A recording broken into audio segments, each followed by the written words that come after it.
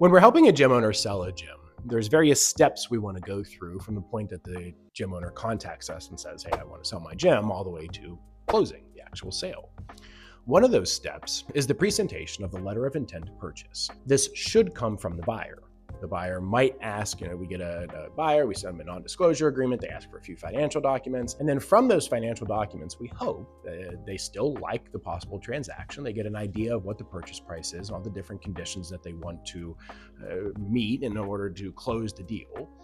And they put all of that in writing and they present it over to us or the seller. That's the letter of intent. And it's the formal kickoff of the actual process. We then know that we have a serious buyer. And if you're really lucky as a seller, you get multiple letters of intent, because then you can pin the buyers against each other in order to maximize your sale price. The problem is, a lot of sellers try to skip that step, and sometimes even buyers try to skip that step. And they just say, well, we have all of the general terms, so why can't we just draft a purchase agreement and get this thing moving? And I understand that sentiment, but I can tell you from experience that almost every time we just try to move this along and skip the letter of intent stage, it actually ends up bogging down the process even longer. This is especially true when gym owners come to us and they're like, we want to sell and we're on a pretty tight timeline to sell, so can we just skip the letter of intent and just go to the purchase price because we want to sell within like the next month? And trying to be nice to the client, we go, okay, yeah, let's see if we can do that. And again, every time we've done it, it ends up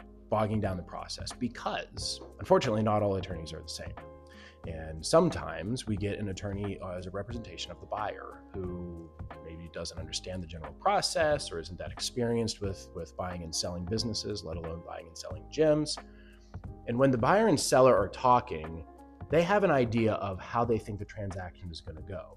But then they oftentimes rely on their attorneys in order to understand the nitty-gritty and the fine points and the details about how we get from the buyers and sellers' ideas to the actual closing. And again, in our experience, oftentimes we get documentation from buyers' attorneys that just don't really make sense with how we buy and sell gyms in the fitness industry. And when they do this through a purchase agreement, whether it comes as a stock purchase agreement, it's supposed to be an asset purchase agreement, or they present us an asset purchase agreement, and we also need some sort of seller financing and promissory note, it just gets really confusing.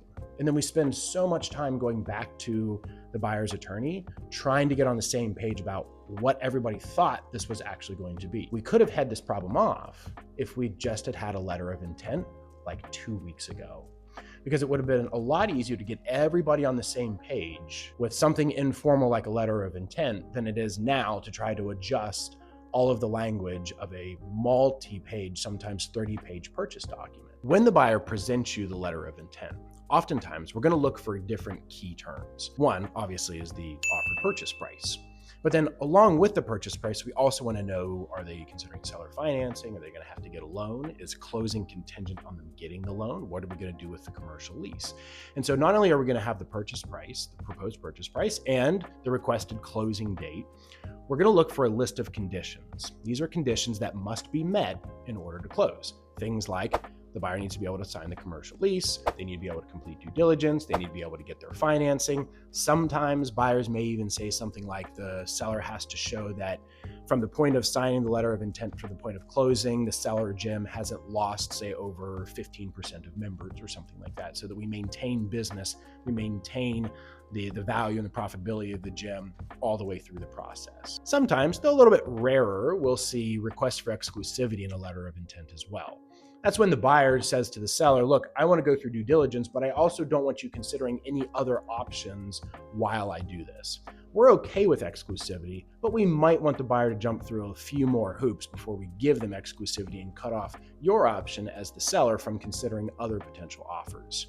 So that's just a broad base of a few things that we look for in the letter of intent whenever we do get that presented from the buyer.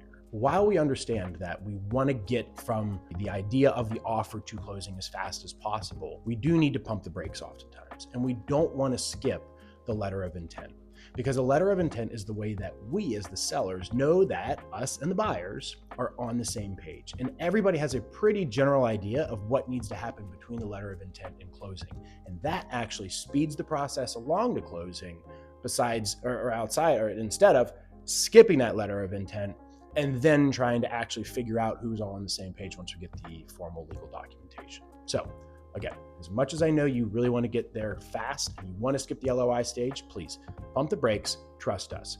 Get everybody on the same page on the LOI stage. Get that letter of intent, and you'll get to closing a lot faster and smoother.